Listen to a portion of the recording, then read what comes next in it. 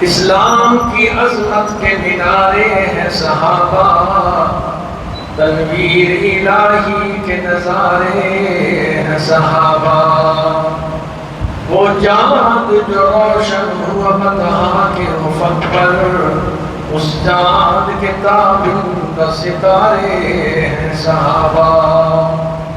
ہم فخر سے کہتے ہیں ہمارے ہیں صحابہ، واللہ ہمیں جان سے پیارے ہیں صحابہ۔ یا الہی جب تک کہ میرے جسم میں جان رہے، تجھ میں قربان تیرے محبوب میں قربان رہے، میں رہوں یا نہ رہوں پر دعا ہے دل کی، دین احمد رہے اور عزت اسلام رہے۔ سامعین محترم، یہ مقدس مہینہ محرم الحرام،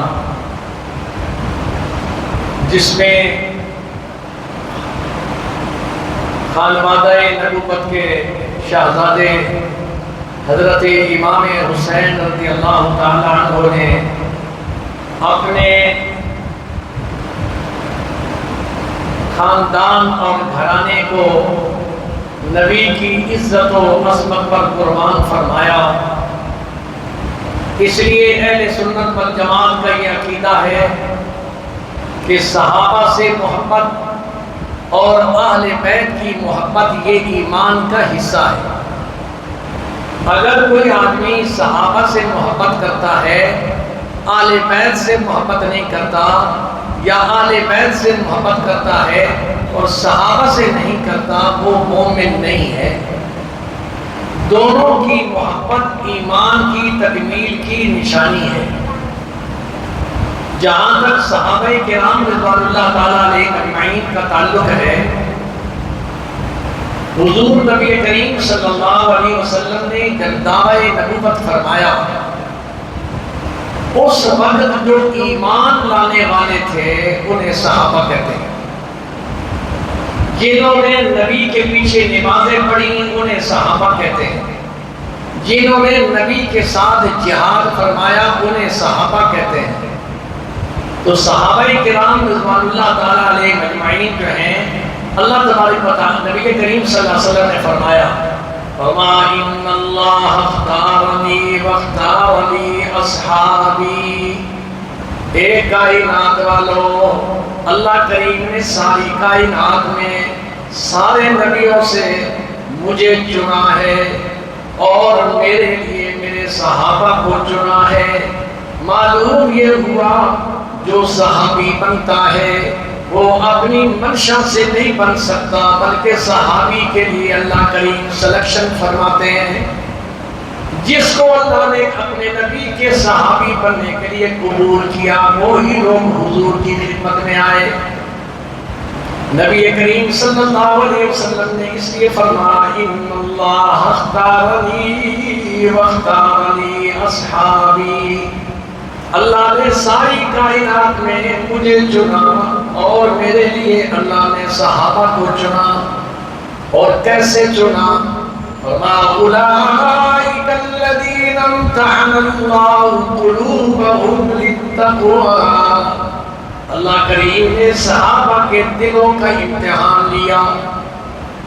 جو دل نبی کی محبت کے لائق تھا اسے چن کر اللہ بھیجتے رہے۔ کوئی فارس سے آ رہا ہے، کوئی حبشہ سے آ رہا ہے، کوئی مکہ سے آ رہا ہے، کوئی مدینہ سے آ رہا ہے، یہ دنیا کے کونے کونے سے اللہ نے اپنے نبی کے صحابہ کا انتخاب فرمایا ہے۔ آج اگر کوئی آدمی صحابہ پر نعوذ باللہ طعن و تشنیع کرتا ہے تو وہ صحابہ پر طعن و تشنیع نہیں، بلکہ وہ اللہ کی ذات پر اعتراض کرتا ہے کہ نعوذ باللہ اللہ کو پتہ نہیں تھا کہ یہ میرے نبی کے لائق ہیں یا نہیں، غلط لوگوں کو اللہ نے اپنے نبی کی جھولی میں بھیج دیا۔ یہ دنیا کا سب سے بڑا جھوٹ ہے۔ بلکہ اللہ کریم نے صحابہ کو ارشاد بخشی ہے، فَإِنْ آمَنُوا بِمِثْلِ مَا آمَنْتُمْ بِهِ فقد اهتدوا، اے کائنات والو تمہارے لیے میں نے ایمان کا معیار مقرر کر دیا ہے۔ یا اللہ کس کے ایمان کو آپ نے ہمارے لیے معیار مقرر کیا ہے؟ فرمایا میں نے اپنے نبی کے صحابہ کے ایمان کو دنیا والوں کے لیے نمونہ پیش کیا ہے۔ صحابی رسول کے سامنے حضور کی ذات ساری کائنات سے مقدم تھی۔ اولاد قربان ہوتی ہے تو کر دی ہے، مال قربان ہوتا ہے تو کر دیا ہے، لیکن حضور کا ساتھ نہیں چھوڑا۔ وہ صحابہ جو میرے اور آپ کے آقا جناب محمد رسول اللہ نے صحابہ کی شان کو بیان فرماتے ہوئے ارشاد فرمایا، اے کائنات والو تم احد پہاڑ کے برابر سونا خرچ کرو اور میرا صحابی ایک مٹھ جو کی اللہ کے راستے میں خرچ کرے، اس کی ایک مٹھ جو تمہارے احد پہاڑ سے بھی زیادہ قیمتی ہے، اس لیے کہ صحابہ نے جس حالات میں دین کی خدمت کی ہے وہ بڑی مشکل تھی۔ کھانے کو کچھ نہیں ملتا، پینے کو کچھ نہیں ملتا، پہننے کو کچھ نہیں ملتا، ان حالات میں انہوں نے نبی کے ساتھ، نبی کے صحابہ نے نبی پر اپنی قربانیاں دی ہیں۔ تو اس لیے اللہ تبارک و تعالیٰ نے قرآن مجید فرقان حمید کے اندر صحابہ کی شان کو بیان فرماتے ہوئے ارشاد فرمایا، وَاعْلَمُوا أَنَّمَا غَنِمْتُم مِّن شَيْءٍ، اللہ کریم صحابہ کرام کے ایمان کو مقرر فرما رہے ہیں اور ارشاد فرماتے ہیں، وَاعْلَمُوا أَنَّ فِيكُمْ رَسُولَ اللَّهِ لَوْ يُطِيعُكُمْ كَثِيرٌ مِّنَ الْأَمْرِ لَعَنِتُّمْ وَلَكِنَّ اللَّهَ حَبَّبَ إِلَيْكُمُ الْإِيمَانَ وَزَيَّنَهُ فِي قُلُوبِكُمْ وَكَرَّهَ إِلَيْكُمُ الْكُفْرَ وَالْعِصْيَانَ أُولَئِكَ هُمُ الرَّاشِدُونَ۔ اللہ کریم نے صحابہ کی شان کیسے بیان فرمائی ہے؟ فرمایا صحابہ کے دل کو میں نے پاک کیا ہے، ایمان کی کیاریاں پھول بوٹے میں نے صحابہ کے دل میں سیٹ کیے ہیں، ایسے سیٹ کیے ہیں کہ وہ جان تو چلی جائے گی لیکن نبی کا ساتھ نہیں چھوڑیں گے۔ اور اللہ نے فوراً نتیجہ بھی دے دیا کہ صحابہ کون ہیں؟ اولئک هم الراشدون، صحابہ سے زیادہ ہدایت والا کوئی نہیں۔ اولئک هم الفائزون، صحابہ سے زیادہ کامیاب کوئی نہیں ہے۔ اولئک هم المفلحون، یہ ساری کی ساری شانیں اللہ تبارک و تعالیٰ نے صحابہ کرام رضوان اللہ تعالیٰ علیہ اجمعین کی اللہ نے بیان فرمائی ہیں۔ لیکن آج میرا موضوع یہ ہے کہ صحابہ اور آل بیت کے درمیان میں کیسی محبت تھی، صحابہ اور آل بیت کا رشتہ کیسا تھا۔ آج دنیا کا ملنگ بھونکتا ہے اور وہ طرح طرح کی جھوٹ بولتا ہے کہ صحابہ نے آل بیت پر بڑی زیادتیاں کی ہیں، ان کا خیال نہیں کرتے تھے، ان کو جناب جائیداد نہیں دیے۔ آؤ قرآن و حدیث کی روشنی میں دیکھتے ہیں کہ صحابہ کے دل میں آل بیت کی کتنی محبت تھی۔ حضور نبی کریم صلی اللہ علیہ وسلم نے فرمایا، انما یرید اللہ لیذہب عنکم الرجس اہل البیت ویطہرکم تطہیرا۔ صحابہ وہ شان والے ہیں، اللہ کریم نے فرمایا میں نے انہیں اتنا پاک کر دیا ہے کہ ان کے نزدیک گناہ آ ہی نہیں سکتا۔ جس کو پاک کرنے والا رب العالمین ہو اس کی شان کیا ہوگی۔ رب العالمین نے اپنے نبی کے گھرانے کو پاک رکھا ہے۔ اب آل بیت ہیں کون؟ آل بیت صرف یہ نہیں کہ حسن و حسین آل بیت ہیں، حضرت علی آل بیت ہیں، یہ اصل آل بیت نہیں۔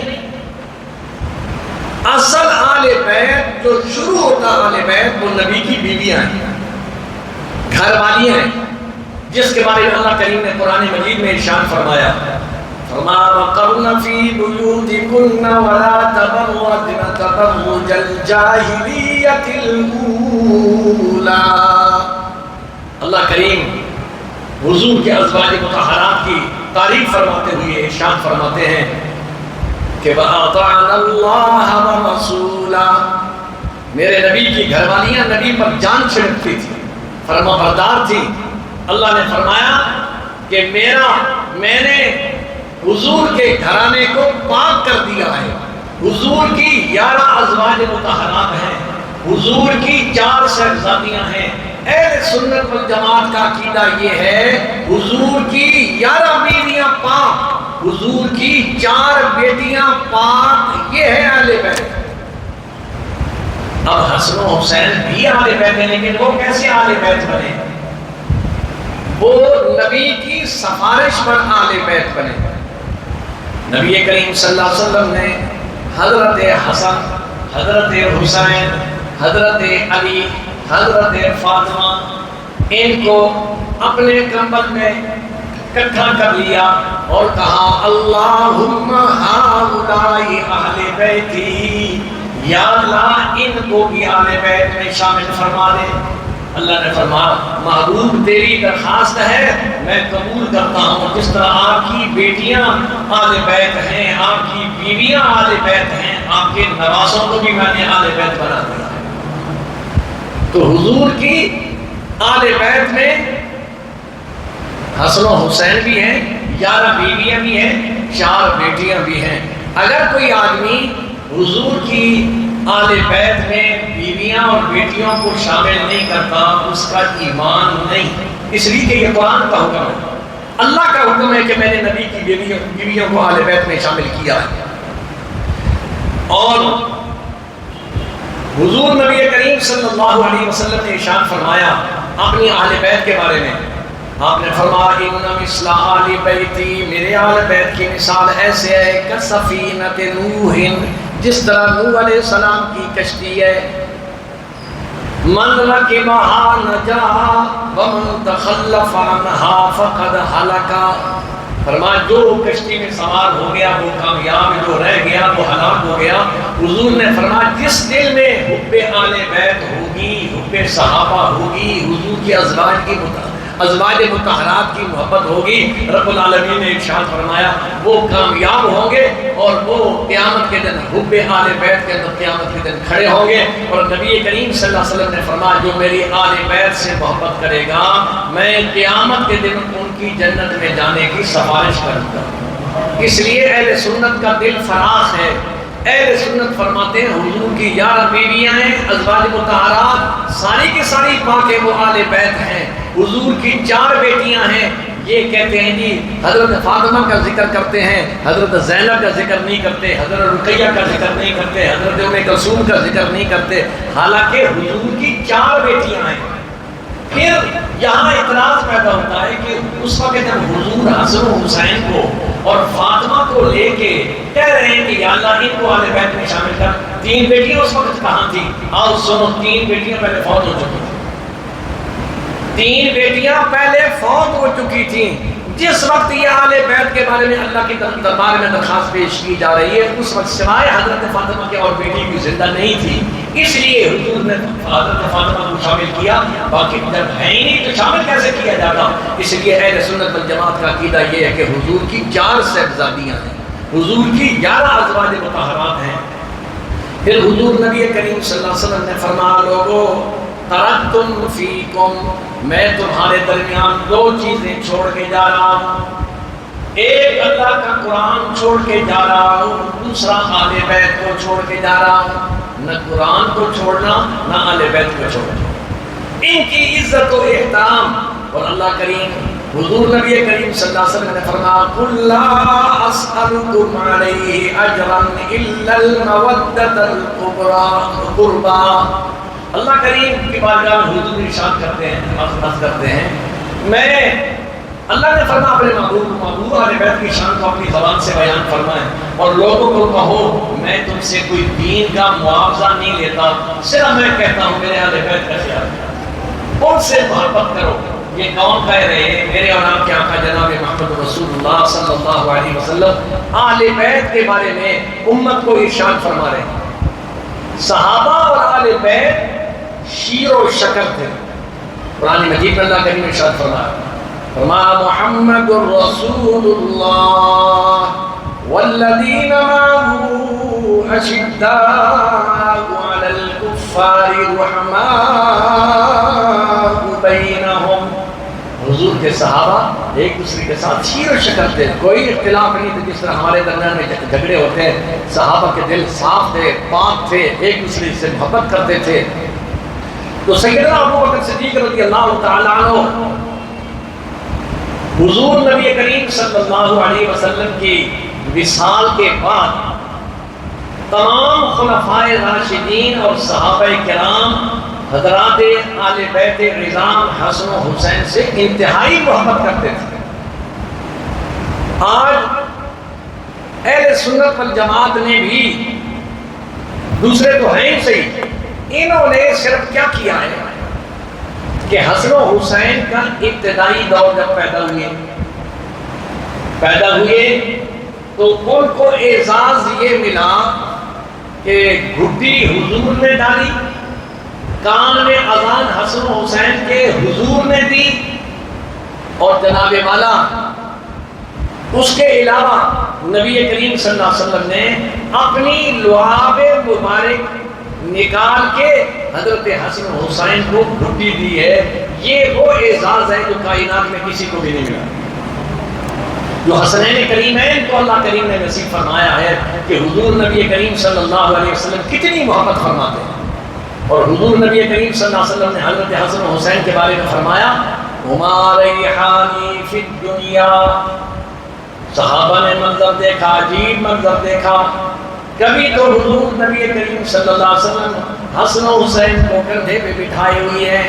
کبھی دنیا نے منظر دیکھا حضور سجدے میں حسن و حسین آ جاتے ہیں، اوپر سوار ہو جاتے ہیں، حضور سجدہ لمبا کر دیتے ہیں کہیں ان شہزادوں کو چوٹ نہ لگے۔ اتنا خیال ہے حضور نبی کریم صلی اللہ علیہ وسلم کو اپنی آل بیت کا۔ پھر صحابہ نے یہ منظر بھی دیکھا کہ سرکار دو عالم سرور کائنات صلی اللہ علیہ وسلم حسن و حسین کو سونگ رہے ہیں جس طرح پھولوں کو سونگا جاتا ہے۔ صحابہ نے عرض کیا رسول اللہ یہ کیا منظر ہے، آپ حسن و حسین کو سونگ رہے ہیں؟ آپ نے ارشاد فرمایا ہما ریحانی فی الدنیا۔ اور لوگوں جب مجھے جنت کی کیاریوں کے پھولوں کو خوشبو سونگھنے کو جی چاہتا ہے، میں حسن و حسین کو سونگھتا ہوں، مجھے جنت کے پھولوں کی خوشبو ملتی ہے۔ یہ ساری کی ساری باتیں صحیح ہیں کہ حضور کو انتہائی محبوب تھے، لیکن ہم وہ 2 سال کا پیریڈ نکال کے پھر سیدھے چلے جاتے ہیں میدان کربلا میں۔ درمیان کی جو زندگی حضرت امام حسین رضی اللہ تعالیٰ عنہ کی 56 سال عمر ہے، 2 سال یا 2.5 سال بچپن کے ذکر کیے جاتے ہیں، حضور نے پیار کیا، حضور نے کندھوں پہ اٹھایا، حضور نے یہ کیا، بالکل ٹھیک ہے۔ پھر سیدھے چلے گئے آپ کربلا میں۔ بھائی وہ درمیان والے جو سال ہیں وہ کیسے گزرے ہیں؟ جب نبی کریم صلی اللہ علیہ وسلم کا انتقال ہوا، آپ نے رحمت فرمائی، حسن و حسین کو سنبھالنے والا کون تھا؟ حسن و حسین نماز کہاں پڑھتے تھے؟ حسن و حسین سے خلفائے راشدین محبت کیسے کرتے تھے؟ یہ وہ ڈرامہ باز جو ہیں وہ ذکر نہیں کرتے، کیونکہ اگر وہ ذکر کریں کہ ابو بکر نے حضرت حسین کے ساتھ یوں پیار کیا، حضرت عمر نے یوں ان کی خدمت کی، حضرت عثمان نے اس طرح انہیں جناب والا پیار کیا، تو پھر تو یہ ڈرامہ ختم ہو جاتا ہے کہ بھائی نہیں یہ پیار نہیں کیا کرتے تھے۔ حضرت حسن و حسین اور علی دیکھیں، حضرت ابوبکر صدیق کا دور ہے 2.5 سال کا، حضرت عمر فاروق رضی اللہ تعالیٰ نے وہ دور ہے 10 سال، حضرت عثمان غنی کا دور ہے 12 سال، حضرت حسن کا دور ہے 6 مہینے۔ یہ جو اتنے سال بھی 30-40 سال درمیان میں ہیں، یہ حسین کہاں رہے؟ کس کے پیچھے نماز پڑھتے رہے، کون ان کی خدمت کیا کرتا تھا، یہ نہیں بتاتے۔ آؤ میں بتاتا ہوں۔ حضرت ابو بکر صدیق رضی اللہ تعالیٰ عنہ، بخاری شریف کی حدیث ہے، عصر کی نماز پڑھ کے نکلے، علی بھی ساتھ ہے۔ بعد آئے، حسن و حسین گلی میں کھیل رہے ہیں، بچے کھیل رہے ہیں، تو حضرت ابو بکر صدیق رضی اللہ تعالیٰ عنہ ان بچوں کو پکڑنے کے لیے کبھی ادھر بھاگتے ہیں، جس طرح آپ کے بچے ہوتے ہیں نا، تو بچے سے پیار کرتے ہوئے، لاڈ کرتے ہوئے، جب باپ یا ماں بچے کے پیچھے بھاگے تو بچہ کبھی ادھر بھاگتا ہے کبھی ادھر بھاگتا ہے، تو حضرت ابو بکر صدیق ان کو پکڑنا چاہتے ہیں، وہ کبھی ادھر بھاگتے ہیں کبھی ادھر بھاگتے ہیں، پھر پکڑ لیا، پھر انہوں نے جناب والا انہیں چوما، چوم کے اپنے کندھے پہ بٹھایا، کہا علی بیٹا تو حسن حسین تیرے ہیں، لیکن شکل مبارک اپنے نانا جیسی ہے، تیرے پر نہیں گئے۔ حضرت علی ہنسنے لگے، پھر انہوں نے کندھے پہ بٹھایا، ایک کو ایک طرف، دوسرے کو حضرت ابو بکر صدیق نے دوسرے کندھے پہ بٹھایا اور کہا اسی طرح میں نے حضور کو دیکھا تھا کہ ایک کندھے پہ حسن ہے ایک پر حسین ہے، میں بھی حضور کی سنت کو زندہ کرتے ہوئے آل بیت سے اسی طرح پیار کر رہا ہوں۔ اب 2.5 سال دور سیدنا ابو بکر صدیق، علی نے نماز کون سی مسجد میں پڑھی؟ کیا انہوں نے امام بارگاہ بنوائی کوئی الگ، یا مسجد میں نماز پڑھتے تھے؟ علی تو مسجد والے تھے، امام بگاڑے والے نہیں تھے۔ علی نے صدیق کے دور میں صدیق کے پیچھے نماز پڑھی، فاروق اعظم کے دور میں فاروق اعظم کے پیچھے نمازیں پڑھی، عثمان کے دور میں عثمان کے پیچھے نمازیں پڑھی۔ کوئی آدمی یہ ثابت نہیں کر سکتا، دنیا کی کوئی کتاب یہ ثابت نہیں کر سکتی کہ حضرت ابو بکر صدیق رضی اللہ تعالیٰ عنہ کے دور میں علی نے ان کے پیچھے نماز نہیں پڑھی، حسن و حسین نے نماز نہیں پڑھی۔ ارے علی تو ہر صحابی رسول جو سیدنا ابو بکر صدیق ہیں، خلفائے ثلاثہ جو ہیں، ان کے دور میں چیف جسٹس ہر دور میں حضرت علی ہوتے تھے۔ اگر ان کی خلافت کو قبول نہیں کیا، انہوں نے خلافت ان سے چھینی، تو پھر علی ان کی حکومت کا حصہ کیوں بنے؟ معلوم یہ ہوا کہ یہ جھوٹ اور بکواس ہے کہ حق خلافت کا علی کا تھا، لے لیا صدیق نے۔ اگر خلافت حق علی کا تھا تو نبی اپنی زندگی میں مصلی پہ بھی علی کو کھڑا کرتے، لیکن نبی کریم صلی اللہ علیہ وسلم نے اپنی زندگی میں مصلی پہ کس کو کھڑا کیا؟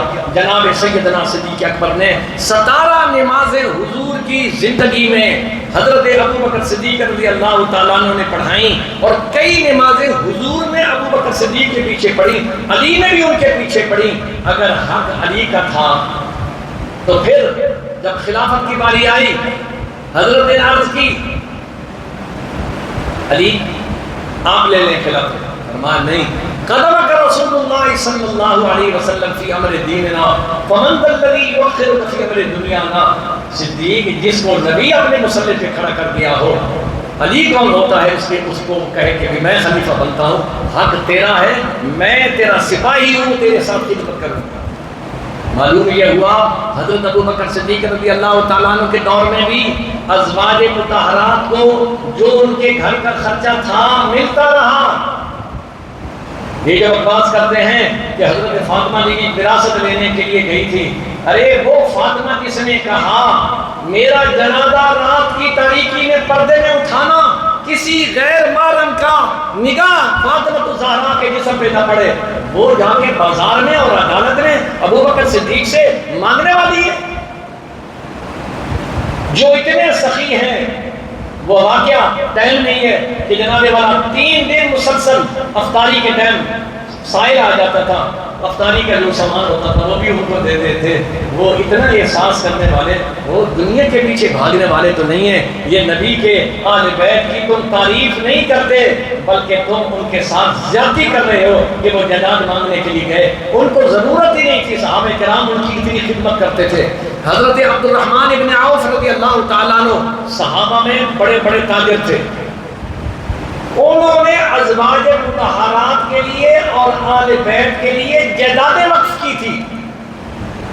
اور مثال کے طور پر کسی کو 2 دکانیں دے دو، آج کل کے دور میں آپ دیکھو تو کرایہ ٹھیک ٹھاک ملتا ہے کہ نہیں، گھر کی گاڑی چلتی ہے کہ نہیں، یہ صرف عبد الرحمن بن عوف نے جداد مکفی ازواج مطہرات کے لیے اور حسنین کریمین کے لیے، اس کے علاوہ ہر وہ صحابی اور جو خلفائے ثلاثہ تھے انہوں نے حضرت حسین رضی اللہ تعالیٰ عنہ کے بھی وظیفے مقرر کیے ہوئے تھے۔ آپ کے ازواج مطہرات کی جو ضروریات تھیں وہ جس طرح حضور کے زمانے میں دی جاتی تھی، اسی طرح ان تینوں خلفاء کے دور کے اندر ان کے گھر میں باعث طریقے سے ان کا کھانا اور ان کا راشن پہنچایا جاتا تھا۔ یہاں یہ شور مچایا جاتا ہے کہ باغ فتق، و باغ فتق ہے کیا؟ 15-16 کھجوریں، اس سے تو گھر چلتے ہیں، یہ تو ڈرامہ انہوں نے بنایا ہوا ہے۔ ورنہ صحابہ کرام رضوان اللہ تعالیٰ علیہ اجمعین بڑھ چڑھ کر ازواج مطہرات اور حسنین کریمین کی خدمت فرمایا کرتے تھے۔ حضرت عمر فاروق رضی اللہ تعالیٰ عنہ کو دور آیا، آپ نے حسن و حسین کا وظیفہ بدری صحابہ کے برابر، جو سب سے زیادہ ہوتا تھا، 5000 درہم ہر مہینے میں ان کو دیا جاتا تھا۔ اب اندازہ لگاؤ کون دے رہا ہے؟ فاروق اعظم رضی اللہ تعالیٰ۔ کون فاروق؟ جو نبی کا سسر ہے۔ کون صدیق؟ جو نبی کا سسر ہے۔ آج تم یہ کہتے ہیں جو نبی کے سسر ہیں، نعوذ باللہ، ان کا ایمان نہیں۔ حالانکہ نبی اپنی مرضی سے نہ اپنی شادی کرتا ہے نہ اپنی بیٹیوں کی شادی کرتا ہے، اللہ کی طرف سے جو حکم ہوتا ہے اس کے مطابق کیا جاتا ہے۔ وہ سیدنا حسنین کریمین، آپ اندازہ فرمائیں، علی کے بچوں کا نانا نبی ہے اور عمر کے بچوں کا نانا علی ہے۔ علی کے بچوں کا نانا کون ہے؟ نبی، حضور نبی کریم صلی اللہ علیہ وسلم۔ اور عمر کے بچوں کا نانا کون ہے؟ علی۔ حسنین کے بچوں کا نانا کون ہے؟ عثمان، سیدنا عثمان رضی اللہ تعالیٰ عنہ، یہ نانا ہے حسنین کریمین کے۔ اتنے گہرے رشتے ہوں اور پھر اس کے اندر آپ کہتے ہیں جناب والا وہ تو زیادتی کرتے تھے، وہ ان کو کھانا نہیں دیتے تھے۔ ارے یہ کیسے کرتے ہو؟ اگر ان حضرات کو درمیان سے نکال دیا جائے، یہ جو شیعہ حضرات 12 امام بنائے پھرتے ہیں نا، یہ 12 امام حضرت ابوبکر صدیق کی اولاد میں سے ہیں۔ تم صدیق کا انکار کر رہے ہو، 12 امام کہاں سے ثابت ہوں گے؟ معلوم یہ ہوا صحابہ کرام کی مثال رحماء بینہم، وہ آپس میں شیر و شکر تھے۔ اس لیے ہمیں یہ چاہیے کہ ہم اس قسم کے پروپیگنڈوں میں نہ آئیں، بلکہ حضرات صحابہ کرام رضوان اللہ تعالیٰ علیہ اجمعین کے دلوں میں آل بیت کی بھی، ازواج نبی کی بھی، سب کی محبتیں تھیں اور سب کے حقوق کو ادا کرتے تھے۔ اللہ تعالیٰ ہم سب کو ان 5 ہستیوں کے نقش قدم پر چل کے زندگی گزارنے کی توفیق نصیب فرمائے۔ وآخر دعوانا الحمدللہ۔